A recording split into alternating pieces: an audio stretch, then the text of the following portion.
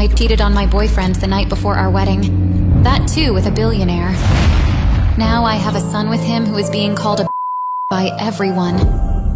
Will the billionaire accept his son? Will my son find his father? Natalie's father slapped her in anger, and he could not believe that she slept with someone right before her wedding day. The clothes lying around the room were an evidence to what had happened last night. Her father was embarrassed of her. How could she have done this to a nice guy like Nick? He was ashamed to raise a disgraceful woman like her. Her father was going to slap her again, but Nick stopped him. Nick was confused, shocked, and broken. He never expected Natalie to do such a thing. Natalie begged Nick to believe that she did not do anything wrong. She was drugged last night and set up to sleep with the stranger, and that she thought it was him. Natalie knew that her evil stepsister had drugged her at the bachelorette and left her with the stranger. Her stepsister lied to her and denied that she did not do anything. It was because of Cheryl, her own fiancé, didn't trust her. After countlessly pleading, nobody believed Natalie, and Nick shouted at her. He was pissed at Natalie for blaming someone else for her f***ups. He had just gone for 6 months and Natalie felt the need to crawl into someone else's bed, and that too 1 day before their wedding? Natalie begged him to believe her, for the sake of their love and the time they have been together. Nick asked Natalie to shut up, and that all the lies coming out of her mouth disgusted him.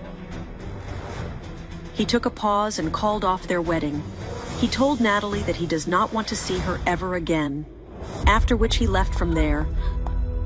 Natalie screamed and sobbed, but Nick didn't give their relationship one last chance. Natalie was devastated and she could not control herself. Natalie's father told her that she was no longer a part of their family, and if she has any shame left, then she should never set her foot into her house. From this day on, she was not his daughter. Natalie was a nobody to him now.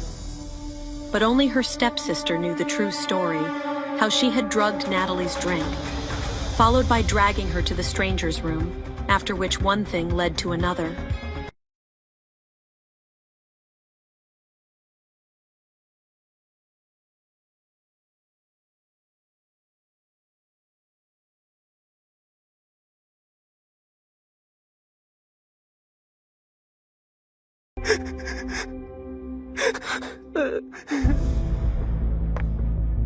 The next day, Natalie's father asked her to pack her bags and move to another country, far away from them, so that they are not reminded about her disgusting actions. He sent Natalie into exile to evaluate what all she has done and bury in guilt. Natalie felt like this was a dead end, nobody who would trust her, and the fact that she is innocent. Cheryl entered, taunting Natalie, asking her if she was all right. She finally confronted her and told her the truth, that it was her who set her up. Natalie was confused. Why would she do such a thing? Was she so warped with envy that she could go to such an extent? Why would she ruin her life? Cheryl revealed that she did all this to marry Nick. She wanted to snatch him away from Natalie because she could not stand the thought of them being happy together. Natalie was perplexed. She couldn't believe that her stepsister was in love with her fiancé. Cheryl was aware that Nick would never leave Natalie under normal circumstances. So she created this entire trap to end their relationship, so that Nick would never trust Natalie again. Natalie's blood boiled with anger and she strangled Cheryl's neck. Cheryl shouted to grab everyone's attention, and just then her father came running to see what was happening. Tom shouted at Natalie, "How dare you try to kill your own sister on top of breaking your own wedding?" Natalie's stepmother slapped her and called her a lying brat, and that she was the same as her dead mother, disgusting and hideous. She asked Natalie to keep her heinous hands off Cheryl, or else she will make sure Natalie has the same fate as her dead mother.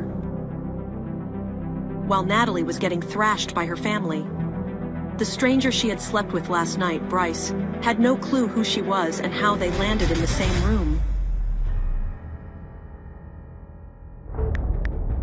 Bryce ordered his assistant to get information and CCTV footage of what had happened. His assistant entered and he asked him how the investigation was going. The assistant revealed that Bryce was set up by a business competitor last night. Competitor? Nick exclaimed. Who was trying to mess with him? He wanted all information on who the girl was and what all happened between them. The assistant mentioned that all the proof has vanished and there was no way to figure out how it all happened. Somebody had bribed the hotel reception last night and all proof has been taken away. Bryce couldn't believe it. Who had set him up? And who was the girl in his bedroom? The assistant mentioned that Bryce had not stepped into his own room. After being drunk, he mistook somebody else's room as his and barged in. Bryce was baffled. He did not understand what and how it all happened. He tried to recollect details from his memory of last night, but he could not remember much. Apart from the fact that she was a virgin, Natalie had no choice but to leave from there. She had nobody left. But she never thought the love of her life wouldn't trust her. Natalie knew one thing for sure.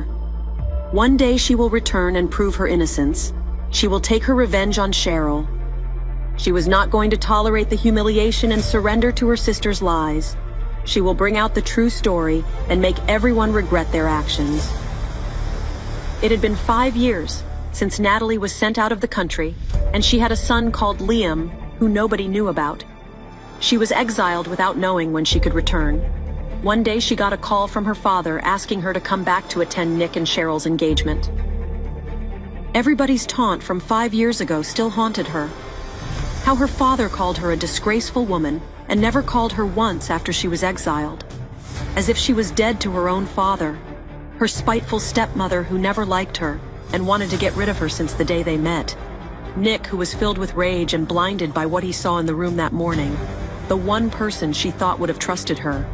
And her venom-filled stepsister who was behind all of this. The one who snatched Natalie's perfect life from her.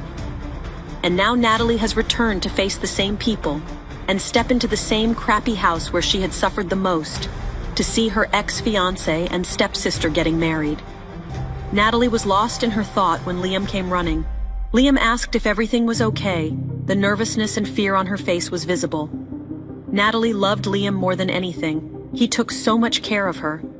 Liam was very precious to her, and she wouldn't have come so far alone. All these years, Natalie worked very hard and became an independent working mother. Not once in all these years did her father send her any money. Today she could afford first-class tickets all because she believed in herself and worked very hard. Liam stood up to get water for his mother. He was only 4 years old, but was sensible as a small adult. While coming back, Liam ran towards Natalie and banged against a man, spilling water all over him. The man got upset. He asked Liam to watch where he was going. Liam apologized to the man. The stranger didn't accept his apology and scolded him for ruining his pants. Liam ran over to the stranger and called him Daddy. Bryce pushed him away and said that he was not his daddy. Natalie stepped in to apologize for Liam's behavior, but she did not realize Bryce was in reality Liam's father. Bryce got upset and insulted Natalie, that it was very smart of her to train the kid to call a rich-looking man his daddy. A lot of women have done the same trick to get Bryce's attention, and that he wouldn't fall for it. He added, Natalie should not have become a mother if she was not capable of taking care of the child. Natalie was taken aback by the man's words. How dare he say something about her and Liam? How dare he insult her son? She could not hear anything against Liam. And on top of that, the stranger had the audacity to question Natalie's character. She had dealt with enough in the past, and she was not the same person. She was strong and wouldn't think before giving it back to anyone. Natalie asked the stranger to back off and mind their own business. She doesn't need to trap a man for money. She could do that for herself. She explained that Liam accidentally spilled water on him and mistook him to be someone else. It was all a big misunderstanding, and that he shouldn't cross limits and assume such vile things. Bryce was not going to apologize, and he was shocked by Natalie's confidence and courage. He had never met a woman like Natalie who wouldn't hesitate to talk back. Natalie told him that he should be kinder to people he meets, and not be so rude and blunt. He shouldn't blurt out whatever comes to his mind. Words have repercussions and can hurt people's feelings. Later, Natalie asked Liam why he called that man his father. Where did this come from all of a sudden? But Liam was adamant, and he said he could feel some sort of connection with the man. Natalie ignored it as one of his mischiefs and asked him not to do it again. Natalie stepped out of the airport to find her stepsister waiting. Natalie was already pissed to see her face. Liam asked who the two people were, while Cheryl was confused who the kid was. Natalie answered that Liam is her son. Cheryl was confused. Natalie got married and did not inform anyone. Who was the person who could marry her? Or was this child the result of the night she cheated on Nick? Natalie did not want to pretend that she liked any of them. She asked Cheryl how could she live knowing what she had done 5 years ago, after setting up a trap for her and ruining her life. Nick interrupted her and said Cheryl is not to be blamed for her careless actions and loose character, because of which this illegitimate child is here. Natalie asked Nick to watch his language. Nick did not hold back and called Liam an illegitimate. Natalie slapped Nick. How dare he call Liam illegitimate? Cheryl was shocked. How could Natalie hit Nick? Natalie said if she keeps talking nonsense and doesn't own up to her mistakes, she will get one slap too. Nick said that he was not scared of Natalie, and she was invited only out of niceness, so that the rest of the family doesn't question if everything is all right. Liam stepped in to push Nick away. He asked them to not bully his mother.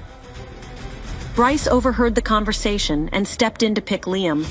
He called Liam his little boy and pretended to be the father, all because he felt guilty of how he had behaved with Natalie earlier.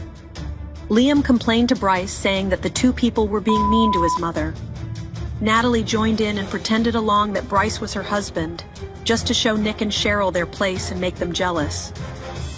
Bryce took a pause and asked Nick to watch his tone before talking to a lady, and calling someone else's son an illegitimate. Bryce offered to drop Natalie and Liam to their house. Natalie thanked Bryce for helping them. Liam also said thank you, he continued. Daddy came in to save us from those two mean people like a superhero. Natalie shushed him right there, and she reminded him to not call anyone his daddy. It is not funny to do so. But Liam did not agree and continued. Daddy came in to save us from getting bullied. If he was not my father, why would he save me? Natalie apologized to Bryce for everything that was happening. Bryce told Natalie that he only helped them because he overheard the conversation and felt pity for them. Otherwise, he would never come to save a woman like her. Natalie was taken aback. What did he mean by woman like me? Did he judge her based on one conversation that he overheard without having any context to her? Natalie was not there to take insults from him, and she did not feel the need to explain her past to an absolute stranger. Natalie asked the driver to stop the car right then and there.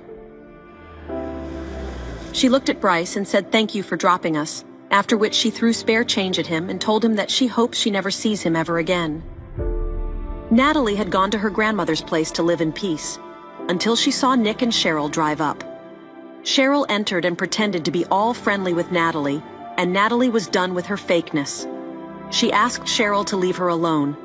Cheryl said she did not have any interest in being around her, but their dad wanted to see her and Natalie has to come home tomorrow. Natalie did not want to go meet her father, but she could no longer run away from her past fears, and she had to face them to move ahead in life. The next day, Natalie showed up at her father's house. Tom entered. He asked if she has used her exile period to look inwards and evaluate her past mistakes. Then his gaze fell on Liam and he said whoever this child belongs to, he will never be accepted as a part of this family. This child is a shame, an evidence of that unfortunate night, and it is best if Natalie gets rid of him. Natalie replied, "None of you cared to contact me even once in these 5 years, when I was poor, pregnant, and struggling.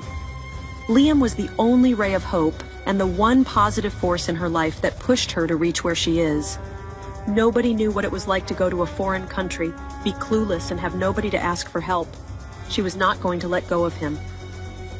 Her father denied to accept Liam as his grandson. Natalie said she doesn't care if he accepts Liam or not. Liam is her son and she loves him. That's all that mattered.